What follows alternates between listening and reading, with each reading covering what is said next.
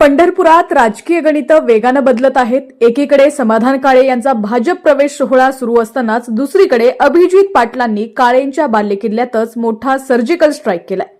वाडीकुरोलीचे दिग्गज नेते चंद्रकांत काळे पाटील यांनी राष्ट्रवादीचा झेंडा हाती घेतल्यानं राजकीय वर्तुळात मोठी खळबळ माजलीय। पंढरपूरच्या राजकारणात गनिमी कावा पाहायला मिळतोय। वाडीकुरोली इथं समाधान काळे यांचा भाजप प्रवेशाचा जंगी सोहळा सुरू असताना त्यांच्याच होम ग्राउंडवर अभिजित पाटलांनी मोठी खिंडार पाडली आहे। काळे यांचे अत्यंत विश्वासू आणि माजी पंचायत समिती सदस्य माजी सरपंच चंद्रकांत एकनाथ काळे पाटील यांनी राष्ट्रवादी काँग्रेसमध्ये अधिकृत प्रवेश केलाय। हा केवळ पक्षप्रवेश नसून आगामी निवडणुकीच्या पार्श्वभूमीवर वाखरे गटातील समीकरण बदलणारा निर्णय मानला जातोय।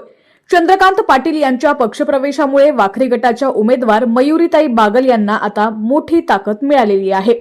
ज्यावेळी समाधान काळे आपला राजकीय मार्ग बदलत होते त्याचवेळी त्यांच्याच गावातून एक मोठा गट त्यांच्यापासून दुरावल्यानं हा काळेंसाठी मोठा झटका मानला जातोय। आता या धक्कातंत्रचा परिणाम आगामी निवडणुकीच्या निकालावर कसा होणार आणि भाजप याला काय प्रत्युत्तर देणार याकडे संपूर्ण तालुक्याचं लक्ष लागलेलं आहे।